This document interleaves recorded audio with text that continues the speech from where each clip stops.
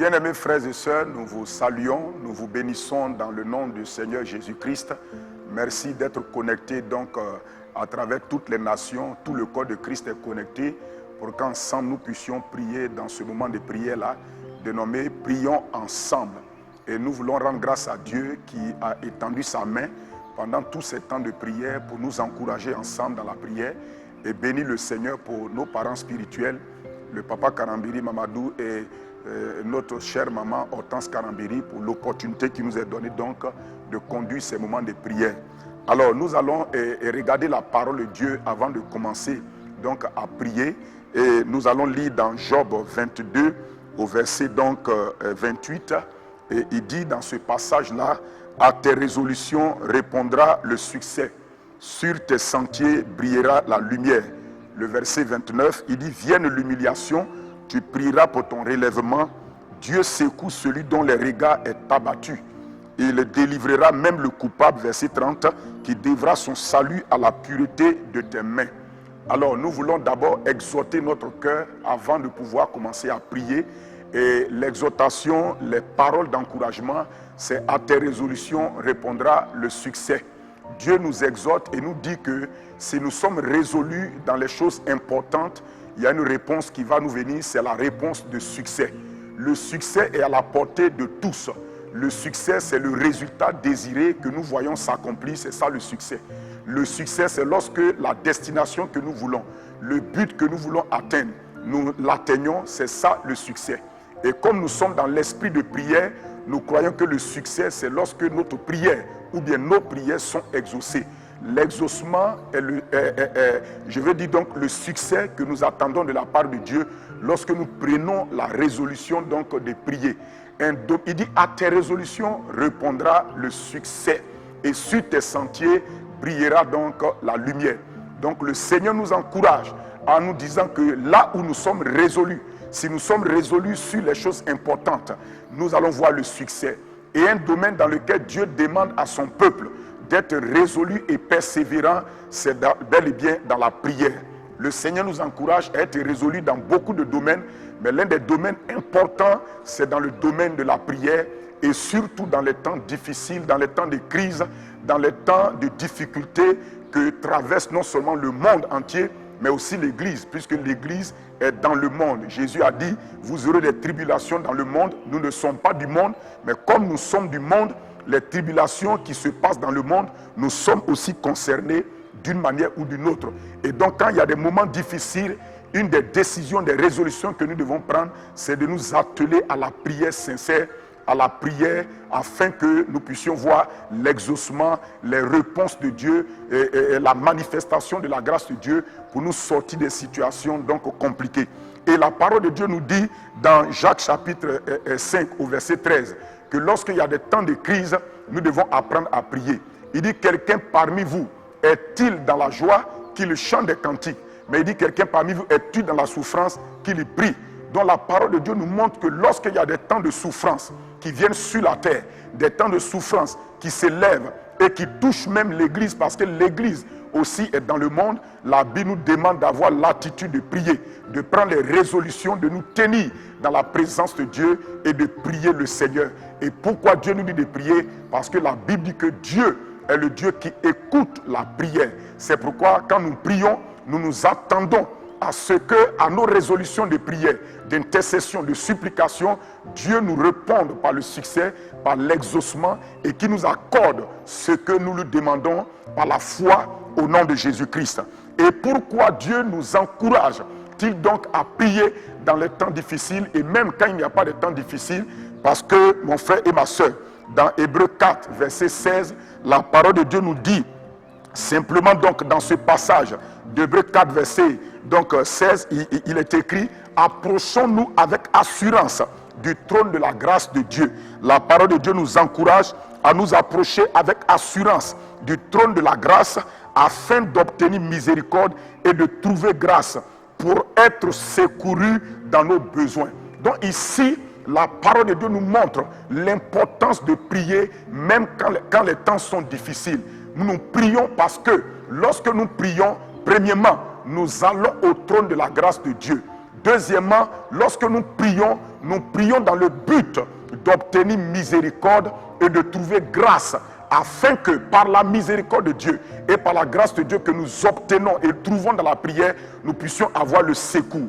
Donc la prière est importante parce que la prière fait intervenir la grâce de Dieu et la miséricorde de Dieu dans les situations des hommes et pour nous apporter donc le secours que nous voulons. C'est pourquoi nous devons nous atteler à prier. Et j'aimerais encourager le peuple de Dieu, l'Église, à continuer à s'appuyer dans ces temps difficiles sur la grâce et la miséricorde de Dieu. Parce que nous savons que la grâce de Dieu et la miséricorde de Dieu nous apportent toujours le secours. Et la grâce de Dieu et la miséricorde de Dieu sont relâchées lorsque nous allons au trône de la grâce avec assurance, avec confiance. Parce que Jésus a déjà versé son sang. Il a rendu le trône de Dieu propice. Il a déjà donné sa vie donc en rançon pour nous tous. Il a livré sa vie pour que nous tous nous soyons sauvés. Et il a ouvert la porte pour que vous et moi, nous puissions donc nous approcher du trône de Dieu et élever des voix, des prières, afin que le Seigneur intervienne dans les situations dans lesquelles nous sommes. Donc nous vous encourageons à être connectés pendant ce temps de prière-là, à appeler vos frères et sœurs, à appeler votre famille, à vous rassembler et à prier avec nous. Et la prière que nous voulons faire, nous voulons prier dans un esprit de sincérité. C'est la sincérité dans notre prière qui fait marcher la prière. La sincérité, c'est la foi dans laquelle nous prions. C'est l'esprit de vérité, d'honnêteté dans lequel nous prions. Parce que la parole de Dieu dit dans le psaume 145, au verset 18, que l'Éternel Dieu est près de tous ceux qui l'invoquent, mais de ceux qui l'invoquent avec sincérité et avec vérité. Donc préparez votre cœur à prier le Seigneur avec sincérité, priez sincèrement, priez comme si vous étiez à la place des autres, priez comme si effectivement Dieu, vous croyez que Dieu est fidèle et qu'il peut manifester sa grâce pour nous aider. Et donc que le Seigneur nous encourage pendant que nous allons commencer donc à passer à la phase pratique de la prière. La première des choses que nous allons faire, c'est d'élever la voix et de remercier Dieu de ce que depuis donc cette crise-là, le peuple de Dieu s'est levé partout dans le monde entier, d'une manière ou d'une autre, pour d'abord s'humilier et pour crier à Dieu dans la prière, dans l'humiliation. On va rendre grâce à Dieu d'avoir provoqué cet esprit de prière dans ce moment de crise-là. Au nom de Jésus-Christ, remercions le Seigneur.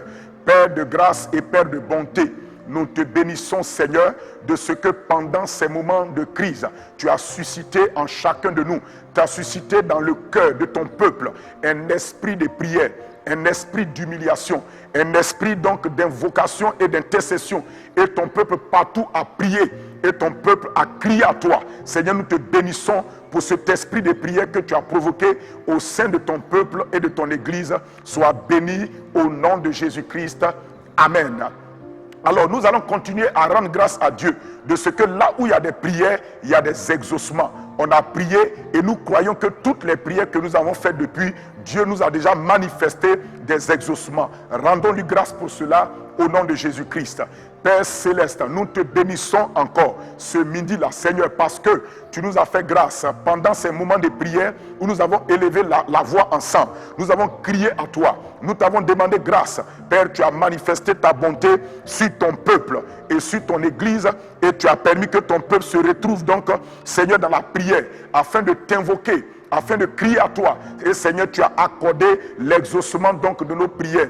Tu nous as fait grâce pendant ces périodes-là et tu nous as permis, éternel Père, de pouvoir donc être exaucés et de recevoir grâce sur grâce par toi. Merci pour les divers exaucements déjà que nous avons reçus à travers ces différents moments de prière au nom précieux de Jésus-Christ. Merci Seigneur. Alléluia. Nous allons prier afin de demander au Seigneur. Nous allons nous humilier devant le Seigneur et plaider encore les mérites du sang de Jésus. La Bible dit que si on s'humilie, si on reconnaît nos fautes, si on sait s'abaisser devant Dieu en disant Seigneur, nous demandons ta miséricorde par rapport à nos péchés, par rapport à nos méfaits, par rapport à nos mauvaises actions, nos mauvaises pensées, nos mauvaises paroles, nos agissements qui ne t'ont pas honoré, la Bible dit que Dieu est fidèle et juste, selon 1 Jean 1 au verset 9, pour nous pardonner et pour nous purifier donc de toute iniquité. Alors élevons la voix et humilions encore devant le Seigneur, nos cœurs devant le Seigneur, demandons-lui encore pardon pour tous nos péchés, pour tous nos méfaits, pour toute situation dans nos vies qui a encore ouvert la porte à l'ennemi contre nos vies, contre nos nations, contre nos familles. Prions au nom de Jésus-Christ. Père de bonté et Père de compassion, nous venons à toi, Seigneur. Tu as dit de venir avec assurance au trône de la grâce, parce que tu es le Dieu de miséricorde. Tu es le Dieu bon, compatissant et fidèle. Seigneur, nous venons à toi pour demander pardon, Seigneur, pour nos péchés, pour nos méfaits, pour toutes les attitudes que nous avons manifestées, Seigneur. Oui, oh Dieu, envers toi, envers ta parole, ces choses qui ont attristé le Saint-Esprit dans nos vies. Oui, ce que nous avons fait pour ouvrir la porte à l'ennemi dans nos vies, dans nos familles, dans nos nations. Seigneur, nous te demandons grâce et nous te demandons pardon.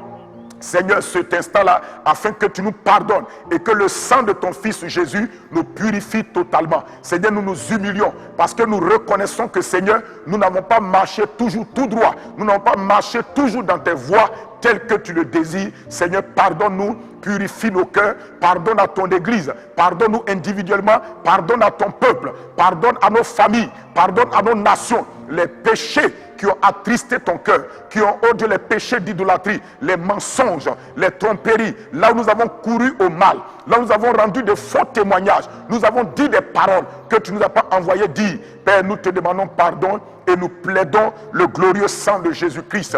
Mon frère, ma soeur, plaide le sang de Jésus maintenant, là où tu es, plaide le sang de Jésus sur toi, sur tes frères et soeurs qui sont connectés, sur le peuple de Dieu, sur nos familles, sur l'église. Plaidons le sang de Christ pour nos nations également. Père de grâce, nous plaidons le glorieux sang de Jésus. Pendant que nous prions, nous plaidons le sang de Christ sur nos propres vies. Nous plaidons le sang de Jésus, Seigneur, sur nos familles, sur nos nations, sur l'église. Et nous demandons, Père, que le sang de Jésus parle en notre faveur. Que le sang de Jésus témoigne à la faveur de chacun d'entre nous. Parce que le sang de Jésus est versé pour nous. Nous plaidons le sang de Christ et nous savons que tu nous pardonnes, que tu nous laves. Dans le sang de Jésus, nous recevons ce pardon et nous recevons la purification du sang précieux de Jésus-Christ. Merci Seigneur. Alléluia. Nous allons continuer à prier. Et nous allons partir dans Ésaïe 1, Ésaïe chapitre 1, au verset donc 18. Le Seigneur Dieu dit ici, venez et plaidons, dit l'Éternel. Si vos péchés sont comme le cramoisi, ils deviendront blancs comme de la neige. C'est ce que nous avons fait. Il dit, s'ils sont rouges comme la pourpre, ils deviendront donc comme la laine. Et au verset 19, il dit, si vous avez de la bonne volonté et si vous êtes docile, vous mangerez les meilleures productions du pays. Mais si vous résistez et si vous êtes rebelles, vous serez dévorés par le glaive, car la bouche de l'Éternel a parlé. Nous allons prier afin que le Seigneur nous aide à nous détourner, que le Seigneur aide nos vies, il aide son peuple, il aide nos nations à se détourner des mauvaises voies. La repentance n'a pas de sens si le peuple, si les hommes ne se détournent pas. Nous allons prier afin que nous qui sommes d'abord l'Église, que nos cœurs se détournent des mauvaises voies et que nous puissions nous attacher aux bonnes voies du Seigneur, aux bonnes voies de l'Éternel. Prions ensemble. Père de grâce et Père de bonté, nous te demandons grâce pour nos cœurs, pour nos vies. Seigneur, là où nous confessons nos péchés, nous ne voulons plus retourner à ces mauvaises actions. C'est pourquoi nous demandons la grâce de nous détourner totalement de nos mauvaises voies. Nous prions pour que nous, tes enfants, ton peuple, l'Église d'abord est concernée. Nous soyons détournés dans nos cœurs de nos mauvaises voies. Que notre repentance soit effective par le fait que nous nous détournions de nos mauvaises voies pour emprunter les bonnes voies de la grâce de Dieu. Pour emprunter les bonnes voies de la grâce de Dieu. Père, nous te supplions en cet instant de encore aider notre cœur à nous tourner résolument vers les bonnes voies, les voies de ta grâce, les voies qui t'honorent au nom puissant et précieux de Jésus-Christ. Merci Seigneur. Amen. La parole de Dieu nous dit il dit, mais si vous résistez, vous serez rebelles. Nous allons prier pour que toute forme de rébellion, de résistance au Saint-Esprit et à la parole de Dieu soit détruite de nos cœurs, soit détruite du cœur du peuple de Dieu, des serviteurs et des servants de Dieu. Après ce temps de cette situation, cette crise, que le peuple de Dieu prenne une nouvelle dimension pour avancer avec Dieu. Prions pour que la résistance, tout ce qui est résistance, tout ce qui est rébellion à la parole et au Saint-Esprit, que le Seigneur enlève cela de nos cœurs, nous les enfants de Dieu, du cœur donc des serviteurs servants de Dieu, au nom puissant de Jésus, prions ensemble. Père de grâce et Père de bonté, nous te prions Seigneur, afin que toi le Dieu de toute grâce, toi qui nous donnes de nous détourner, oui Seigneur, du péché, des choses qui ne t'honorent pas, nous demandons un cœur, Seigneur, que notre cœur soit libéré, que tout ce qui est rébellion, tout ce qui, oh Dieu, est résistance, donc au Saint-Esprit, soit enlevé de notre cœur, que toute forme de résistance, de rébellion dans nos cœurs, dans le cœur de tes serviteurs, servantes, de l'Église, au Saint-Esprit et à la parole, Seigneur, soit détruit dans nos cœurs, au nom de Jésus-Christ, nous avons prié, merci Seigneur, Amen. Regardez une belle parole, une bonne promesse que le Seigneur nous donne.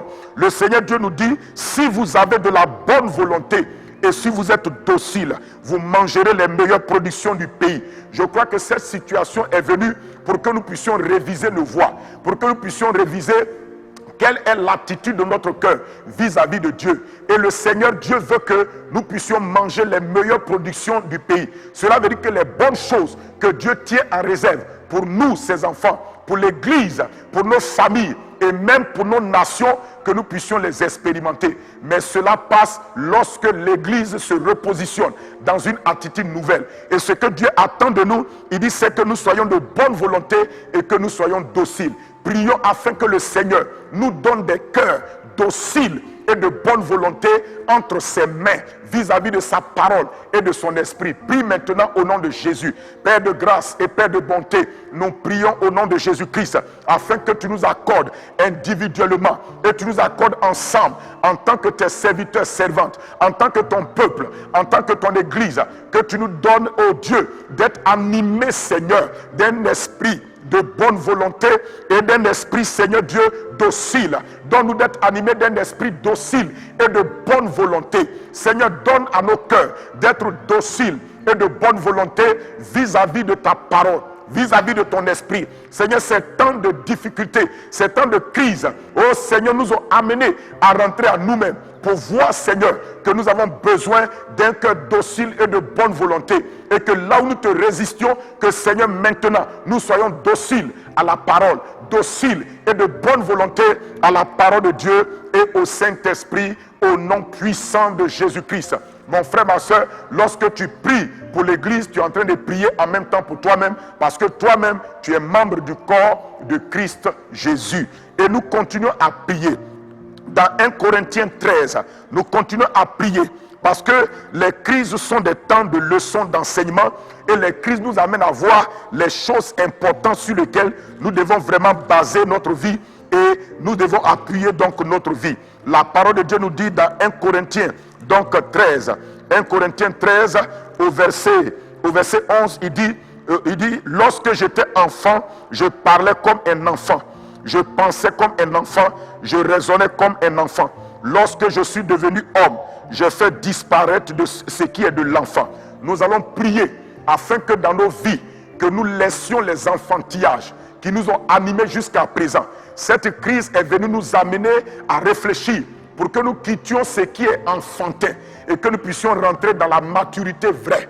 Que nous puissions abandonner les paroles enfantines, les pensées des enfants, que nous puissions abandonner tout ce qui est attitude enfantine, que nous puissions rentrer dans la maturité.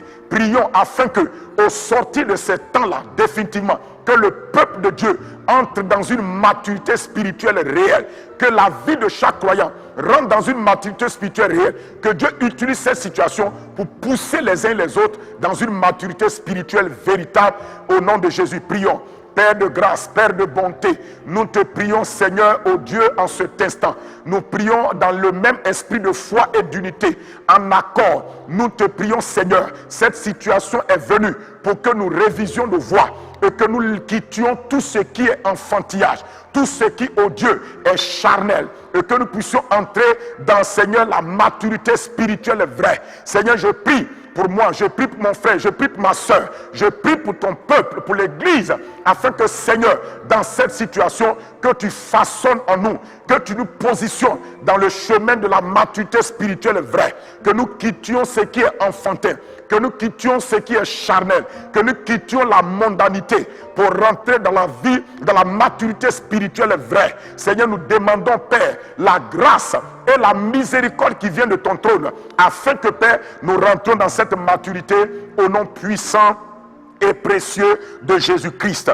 Alléluia. Dans ce même passage de 1 Corinthiens 13 au verset 13, l'apôtre Paul dit: maintenant donc, ces trois choses-là demeurent: la foi, l'espérance et l'amour. À travers ce temps de crise, nous avons vu que les choses sur lesquelles nous nous appuyons ne sont pas stables. Ces choses-là ne peuvent pas nous donner de résister et de tenir ferme. Mais ici, dans la parole de Dieu, Dieu nous montre par la bouche de l'apôtre Paul les choses sur lesquelles nous devons demeurer et les choses aussi qui doivent demeurer en nous. Et ces trois choses-là, il dit la foi, l'espérance et la charité. En réalité, quand nous les examinons plus profondément, ce sont ces trois choses-là qui nous donnent de vivre dans la victoire, quelles que soient les circonstances et les situations. Nous avons dit que c'est notre année de combat spirituel victorieux. Cela veut dire que certainement après cette bataille, il y aura certainement d'autres batailles qui vont se présenter de diverses manières. Mais nous allons prier afin que quelles que soient les batailles qui se présenteront à nous, que ces trois choses-là demeurent dans notre cœur: la foi, l'espérance et l'amour. Et il dit la plus grande de ces choses, c'est l'amour. Prions maintenant parce que nous voyons que les essentiels de Dieu dans notre cœur, c'est la foi, c'est la charité, c'est l'espérance. Prions. Père de grâce et de bonté, tu as dit maintenant que ces trois choses demeurent. Seigneur, nous te demandons la grâce que notre cœur demeure dans ces choses-là, que notre cœur demeure dans l'espérance, que notre cœur soit nourri de l'espérance de Christ, l'espérance qui est en Christ, que la foi qui vient de toi demeure en nous, parce que tu as dit le juste vivra par sa foi. Et tu as dit, quelles que soient les situations, que nous devons rester fermes dans la foi. Tu as dit également que l'amour doit demeurer dans notre cœur, parce que l'amour nous donne de triompher. La Bible dit que qui nous séparera de l'amour de Dieu manifesté en Jésus-Christ? La parole de Dieu nous dit que rien ne peut nous séparer de cet amour. C'est pourquoi, Père, nous demandons la grâce de demeurer et que ces choses-là demeurent en nous au nom puissant et précieux de Jésus-Christ. Alléluia.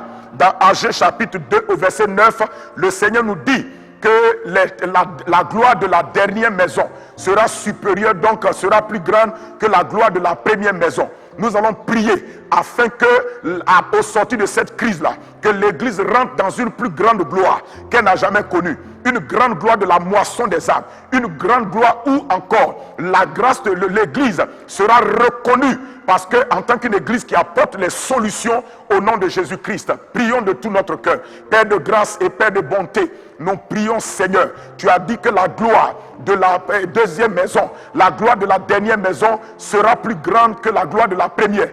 Seigneur, nous prions afin qu'au sortir de cette crise-là, que l'Église soit propulsée, comme tu l'as annoncé prophétiquement, dans une gloire supérieure, une gloire plus grande que ce qu'elle a vu. Et que là où l'ennemi pensait qu'il avait neutralisé l'Église, là où l'ennemi pensait qu'il avait réduit l'influence de l'Église, qu'une plus grande gloire d'influence, une plus grande gloire d'influence, grande gloire, Seigneur, dans l'onction, dans la manifestation du surnaturel de Dieu, soit manifestée à travers l'Église, au nom puissant de Jésus-Christ, notre Sauveur et notre Seigneur. Amen. Alors, nous allons prier, et nous allons prier pour donc ce sujet-là, dans Job 22, au verset, donc, le verset que nous avons lu. Il a dit, à tes résolutions répondra le succès, et sur tes sentiers brillera donc la lumière. Nous allons prier pour nos nations, afin que sur les sentiers de nos nations, les sentiers politiques, les sentiers sanitaires de nos nations, les sentiers les sentiers de la gestion de l'économie de nos nations, que mon frère, ma soeur, la lumière brille. Parce que vous savez qu'après cette crise-là, vraiment, les nations vont rentrer dans un certain nombre de difficultés à gérer. Des difficultés soit politiques, des difficultés sanitaires, des difficultés et même, je dirais, économiques. Nous allons prier afin que le Seigneur fasse briller sa lumière sur ces divers sentiers de nos nations et qu'il apporte la restauration. Que la lumière de la restauration, la lumière de la santé continue à se manifester. La lumière de de la paix, de la joie continue à se répandre sur nos nations au nom de Jésus. Prions ensemble. Seigneur, tu as dit que là où nous sommes résolus à prier, sur nos sentiers va briller la lumière. Nous prions pour nos nations maintenant, afin que sur les sentiers de nos nations, que la lumière de Christ brille, la lumière de la restauration, la lumière de la victoire brille sur les sentiers politiques de nos nations, sur les sentiers, Seigneur, économiques de nos nations, sur les sentiers, Seigneur, Seigneur, oh Dieu, sociaux de nos nations, sur les sentiers familiaux de nos nations. Que, Seigneur, oh Dieu, ta lumière brille et que, Seigneur, les nations connaissent la restauration, connaissent, Seigneur, le relèvement, connaissent le relèvement, car après l'humiliation vienne le relèvement de nos nations. Nous prions, Seigneur, afin que ton esprit répande dans nos nations ce relèvement qui vient de toi. La lumière brille dans nos nations. Nous le déclarons et nous le décrétons au nom de Jésus. Nous sommes le peuple de la lumière et nous décrétons que la lumière divine brille sur nos nations et nos nations sont restaurées au point de vue sanitaire. La santé est restaurée, l'économie est restaurée, la politique est restaurée avec de nouvelles résolutions pour la gloire de ton nom dans le sens de la paix et de la bénédiction des nations au nom de Jésus-Christ. Merci Seigneur. Amen. Alors, nous allons ensemble donc remercier le Seigneur de tout notre cœur pour ce temps de prière. On va lui dire merci parce que Dieu nous a assistés dans la prière. Le Seigneur nous a aidés. Bénissons le Seigneur de tout notre cœur. Rendons-lui grâce. Père Céleste, tu as dit de commencer dans la prière par l'action de grâce, mais de terminer aussi dans l'action de grâce. Père, nous te bénissons. Nous te remercions parce que tu nous as encouragés dans la prière. Tu nous as poussés dans la prière. Merci pour ton esprit qui nous a conduits. Merci pour ton esprit qui nous a orientés. Père, nous croyons que tu as écouté la prière et que nous avons obtenu grâce. Nous avons trouvé miséricorde, trouvé grâce et obtenu miséricorde. Et nous avons reçu le secours qui vient de toi et nous verrons ce secours-là se manifester. Merci pour tes enfants qui ont été connectés dans la prière. Que ta grâce leur soit multipliée au nom de Jésus-Christ et que tout le monde dise chez lui Amen, Amen, Amen. Demeurez bénis. N'oubliez pas, Jésus-Christ est Seigneur. Amen.